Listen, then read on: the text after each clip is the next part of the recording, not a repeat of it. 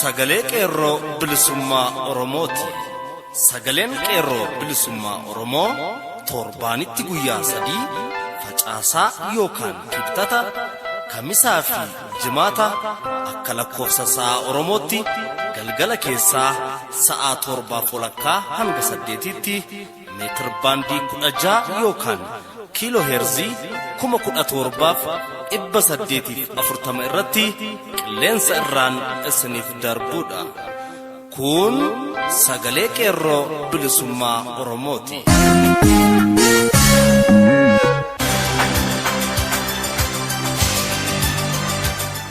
Muddee 23 bara 2016 harka fuunee akkam jirtu kabajamoo fi jaallatamoo dhaggeeffattoota sagalee qeerroo bilisummaa Oromoo. Kun qophii sagalee qeerroo bilisummaa Oromoo kallattiin Oromiyaarraa isiniif darbuudha. Akkuma beekamu sagantaa keenya guyyaa har'aa oduu karaa jaal michuu lammii isin dhageessisuun eegalla. Itti aansuun barruu haala yeroo irratti barraa'e jaallee biiftuu galgaloo isin biraan geessi. Walleen warraaqsaas qaama sagantaa keenyaati kan isin keessummeessu ani burkuteessa adiinaatiin hanga xumura sagantaa keenyaatti inni waliin tura. Amma kallattiin gara oduuttan isin dabarsa. An michuu lammiiti akkam jirtu jaallatamuuf kabajamoo dhaggeeffattoota keenya. Amma oduu guyyaa har'aan isin dhageessisa. Torbee darbe keessa hidhaa fi hiraarsi magaalaa Naqqamtee keessatti akka ammaatti gabaasuun keenya ni yaadatama. Kanuma wal qabates namoonni buufata poolisii ganda duwwaa 7 keessatti hiraarfamaa turan keessaa baay'inaan namoonni 14 ta'an muddee 20 bara 2016 gad yommuu lakkifaman namoonni 92 garuu gaaffii tokko malee Oromummaan yakkamanii hiraarfamaa jiraachuu gabaasni qeerroo leeqaa irraa arganne ni addeessa. Namoota hiikaman keessaa muraasni abbaa qabeenya mana barumsaa Hayyuu Booruu kan ta'an obbo Balaay Mokonnon, barsiisaa Asaffaa Dajanee, barsiisaa Guddisaa Abdiisaa, barsiisaa Mintasinooti yookiin Abbichuu, barataa Yoonaas Badhaasaa, Aadde Muluu Fiqaaduu, durbee Roomaan Waajjiraa, durbee Saaroon Alamayyoo hojjettuu mana rifeensaa kan taate yommuu ta'an, ammallee warreen hin baane immoo barsiisaa Teekaandoo Wandasan Tamasgeen, barsiisaa Ayyaanaa Maanguddoo Soorama Bahan, Dr. Filee Jaallataa barsiisaa Barreessaa Wallaggaa Yuunivarsiitii, barsiisaa Dabalaa mana barumsaa Biiftuu Naqqamtee irraa, Taamiraat Taaddasaa faarmaasistii fi barattuu beektuu Hayilee isaan muraasa yommuu ta'an kanneen hiraarfamaa turan keessaa barattuu beektuu fi barsiisaa Guddisaan bara habashoota darbe keessa mootummaa garboonfataan kun gara mooraa waraana Xolleetti geessuun ji'a 3-7 dararamaa akka turan gabaasni nu qaqqabe ifoomsuun barattoonni Biqilaa Tsaggaayee, Sabboonaa, Ayyaanaa, Yoomifan, Keeraaj Mootummaa, Biraanuu, Baqqalaa, Goshuu, Badhaasaa Moosaa fi Nugusee warreen jedhaman ammoo barattoota mooraa Yuunivarsiitii Wallaggaa irraa Orommaatiin yakkamuun mana hidhaatti hiraarfamaa jiran keessaa isaan muraasa. Akkasumas Galataa Gudar konkolaachisaa kan ta'es keessa jiraachuu qeerroo leeqaa Naqqamtee gabaasan. Giddugaleessa Oromiyaa godina Shaggar Lixaa Ambootti warraaqsi biyyoolessaa Oromiyaa fincila xumura garbummaa gootota barattoota Oromoo Ambootiin finiinee kan itti fufee jiru ta'uu qeerroon Amboo gabaasan. Qeerroon Amboo muddee 21 bara 2016 mana barnootaa sadarkaa lammaffaa Ambootti warraaqsi fincila xumura garbummaa daran jabaachuun kan eegalame bifuma wal fakkaatuun gara manneen barnootaa magaalaa Amboo keessa jiran kanneen akka mana barnootaa Carii sadarkaa 1ffaa fi Liiban Maccaa sadarkaa lammaffaatti babal'achuun qeerroon bakkichaa gabaasan. Mana barnootaa Carii sadarkaa 1ffaatti poolisii ergamtuu wayyaanee barattoota dararuu fi sochii kana dura dhaabbachuuf fiigaa ture tokko irratti tarkaanfiin barattootaan fudhatamuunis ibsameera. Haaluma wal fakkaatuun uummanni Amboo barattootaaf birmannaa taasisuudhaan seensa magaalichaa irratti konkolaattota qabeenyummaan isaanii kan wayyaanee ta'an Istaarbaas irratti tarkaanfii fudhachuun hojiin ala gochuun akka magaalaa Amboo keessa hin qaxxaamurre dhorkan. Yeroo ammaa kanatti guutummaan magaalaa Amboo waraana wayyaanee koomaand poostii fi warraaqsaan raafama keessa jiraachuu maddeen qeerroo magaalaa Amboo irraa gabaasan. Oduu wal fakkaatuun warraaqsi biyyoolessaa dhimma maastar pilaanii wal qabatee godinoota Wallagga Lixaa keessa jiran kanneen akka magaalaa Gimbii, Najjoo, Mandii fi naannoo ishee keessatti dhohaa waan jiruuf muddama keessa kan seene mootummaa wayyaanee torbee kana keessas godinoota kana keessa humna koomaand poostii rabsuudhaan uummata doorsisaa jiraachuun maddeen himan. Hidhaa fi ajjeechaanis godinoota kana keessatti akka malee jabaachuu jiraattonni achirraa himan. Dhuma irratti maqaa koomaand poostii sababeeffachuun ilmaan Oromoo ukkaamsuu fi hidhuun daran jabaachuu yeroo gara yerootti gabaasaa turuun keenya ni yaadatama. Kanuma wal qabates dorgomaa Koongireesii Federaalistii Oromoo Aanaa Gindabaratii fi Abukaatoo Dr. Maraa ta'uun bakka bu'iinsa fudhatanii kan turan obbo Dhaabaa Cufaa mana hidhaa magaalaa Ambootti ukkaamsamanii jiraachuun isaanii himame. Qeerroon Amboos hidhaa fi dararri ilmaan Oromoo irratti raawwataa jiru daran waan hammaateef waloon haa falmannu jechuun dhaammatanii jiru. Oduun keenya sagalee qeerroo bilisummaa Oromoo guyyaa har'aa kanuma qophiilee afa waliin turtii gaarii.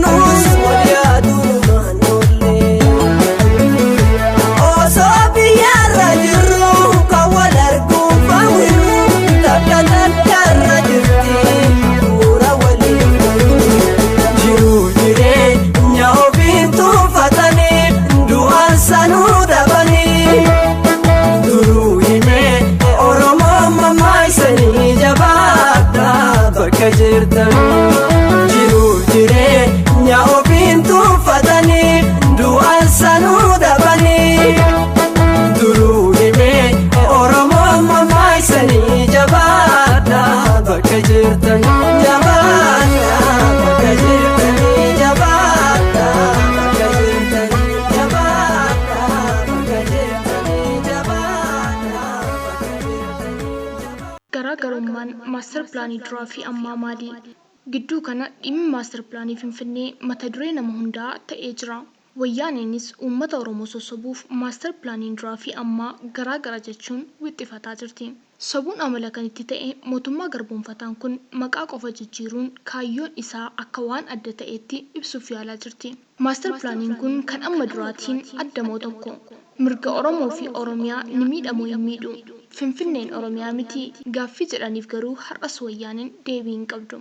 Maaster pilaaniin kun maqaadhaaf kan duraatiin adda. Kan duraa sun maaster pilaanii qindaawaa magaalaa Finfinnee fi magaalota godina addaa Oromiyaa walitti hammatee qophaa'ee ture.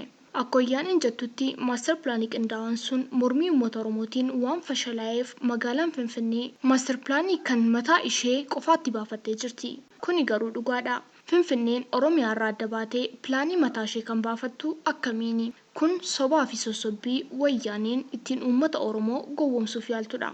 Finfinneen ofiin guddachuus ta'e ofiin of guddisuu akka hin dandeenye Oromiyaa irraa cittee biyya of dandeesse ta'uu akka hin dandeenye namuu beeka. Galmeelee maaster pilaanii haaraa kana waliin wal qabatanii dhiyaatan maaster pilaaniin kun kan Finfinnee qofaa haa jedhamu malee ifti kaartaa maaster pilaanii kanarra kaayame daangaa bal'ina magaalaa Finfinnee kan yeroo ammaarraa hedduu guddaadha.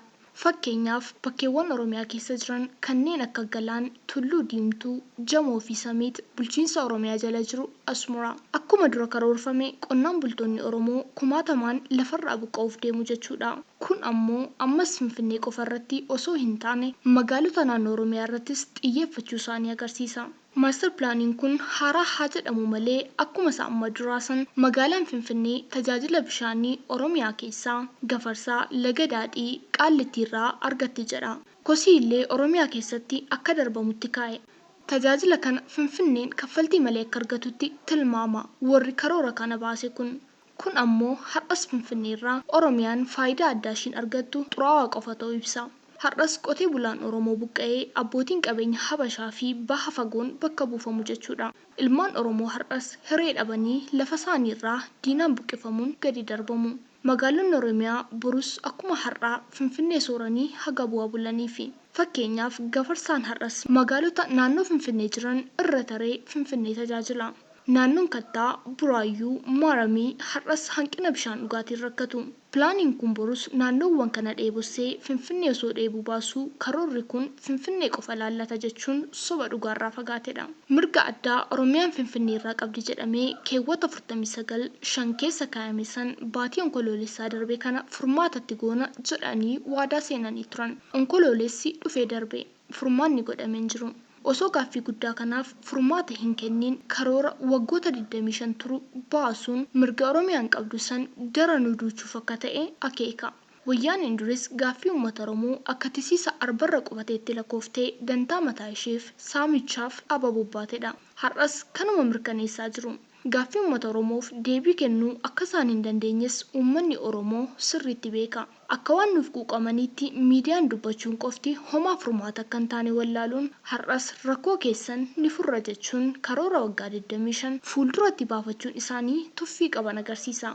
Uummanni Oromoo uummata tuffatamee, dhiitamee, tole jedhee bulu miti. Kana ammoo wayyaaneen kan durii caalaa har'a sirriitti beekti. Ta'us sobaa fi sossobbiin uummata keenya bituuf ammas yaaluu hin dhiisne.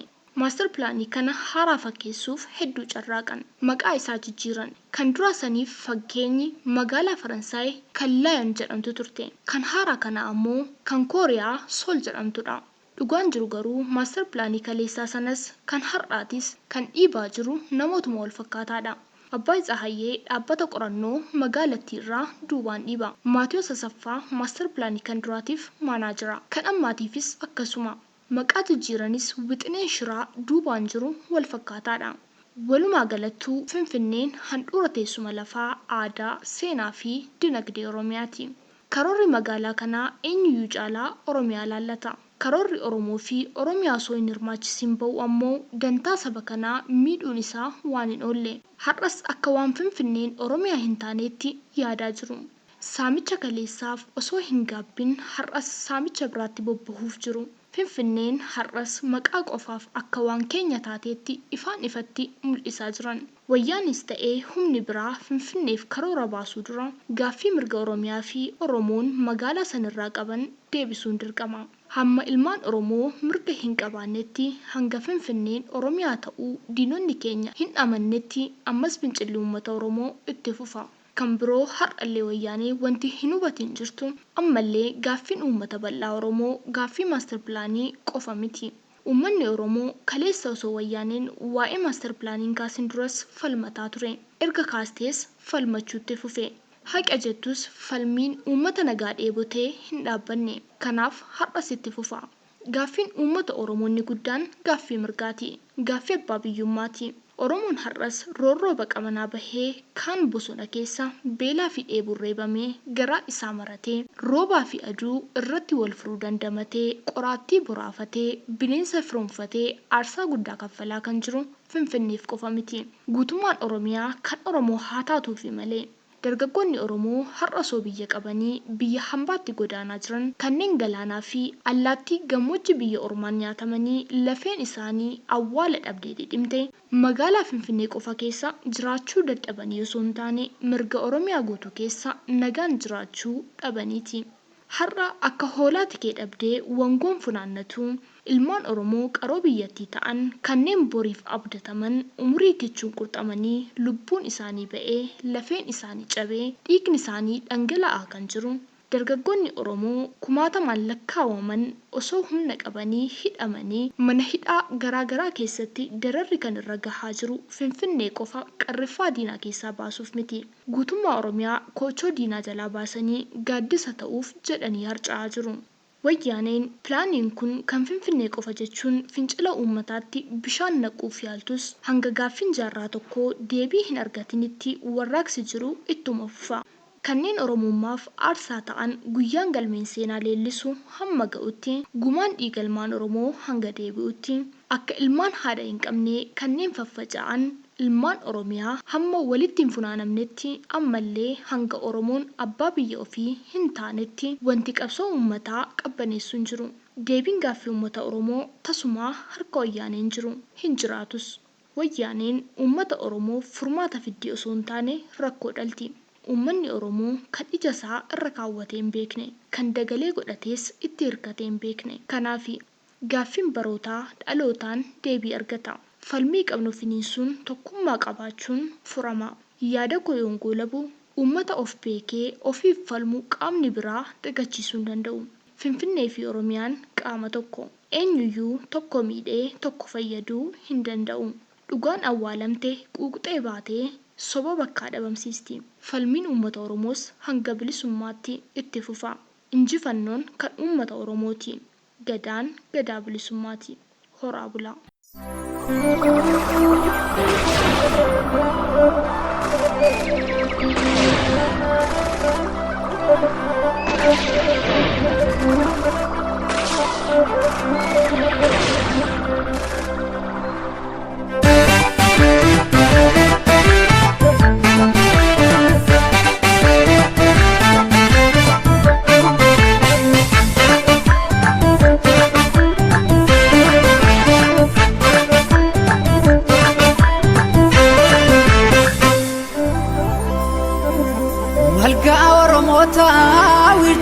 Jaftu lama Finfinnee biyyi tufaan akkamii gurgurama. Didi maaliif godaanis yoo jedhanii ajjeesii rakkitu lafa kee lakkisini. Keenya baashiitti gurbaa kan deemaa natti nuuf baroo keenya lafa aadaa fi seenaa galma keenya ganama. Gaaddisa tumaa seeraa feera caffeetu lama. Higumaan si tiksina nutis kaane tokkummaan. Kanaafi gurbaa barataa fayyadaa herreegame. Booree baafata ilmi guddifachaan as galee maaf nutti ta'a silmi gudeedhaan hin dhalanne kanaaf saba ugguraa osoo Oromoo ta'ee maaliif biyya gurgura dadamma kilakki Oromoo bahaadhiyaa walitti dhaami amantii kutaa waliin qoqqoodini biyya si dhuunfatte haala galani dadamma kilakki Oromoo bahaadhiyaa walitti dhaami amantii kutaa waliin qoqqoodini biyya si dhuunfatte haala galani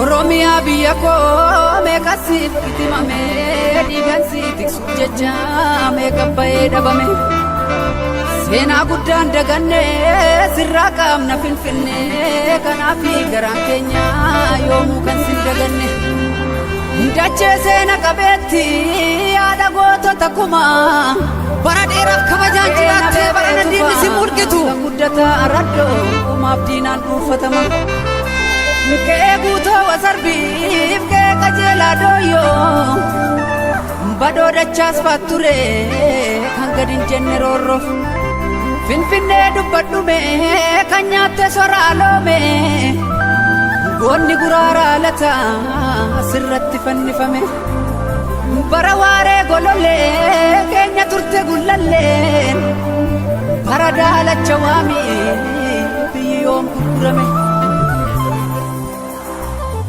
Master Bilani jedhani sanyii si dhuguuf malaani Oromummaa keenya qofaan tokko taane diinaffanne na ol taane Master Bilani jedhani sanyii si dhuguuf malaani Oromummaa keenya qofaan tokko taane diinaffanne na ol taane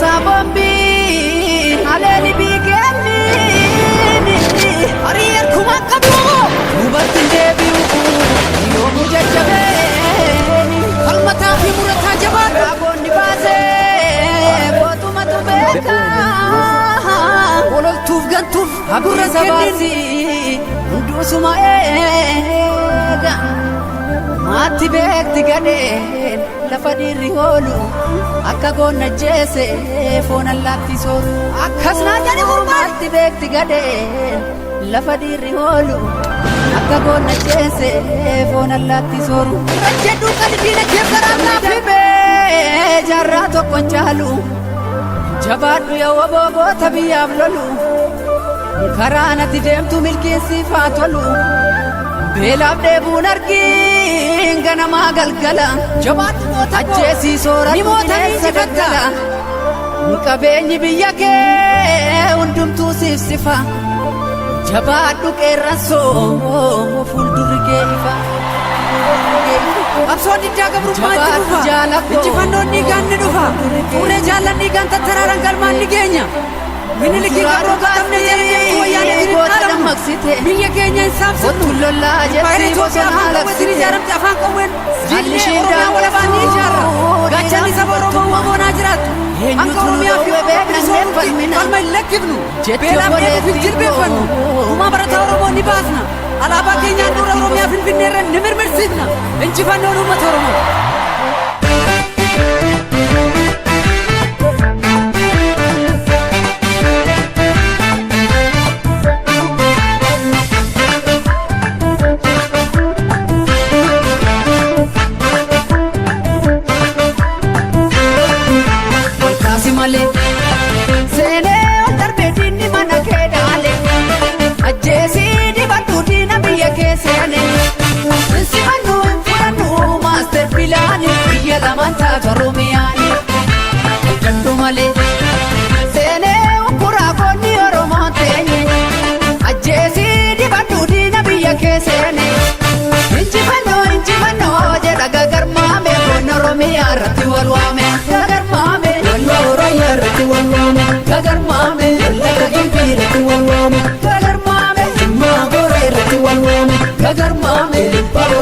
Gagar mame, ansia sayara tu walwami. Gagar mame, ale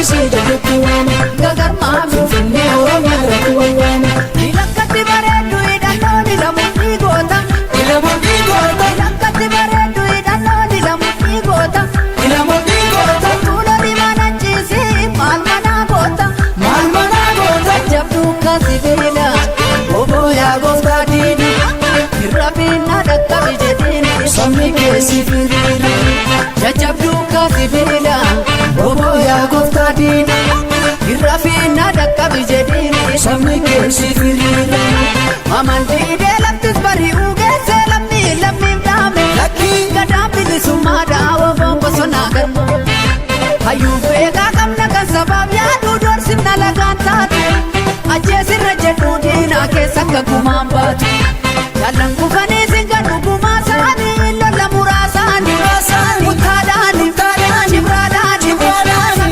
sabniidhaanii jabeeffadhu kilaashii keessi bu'ee bakka isaanii jabeeffadhu kilaashii keessi bu'ee bakka isaanii jabeeffadhu kilaashii keessi bu'ee bakka isaanii.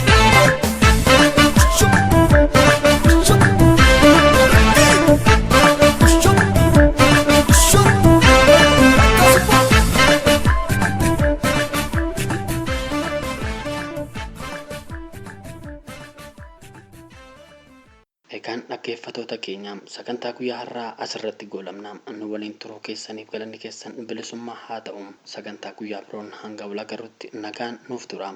Injifannoon uummata Oromoof. Gadaan gadaa bilisummaatiin.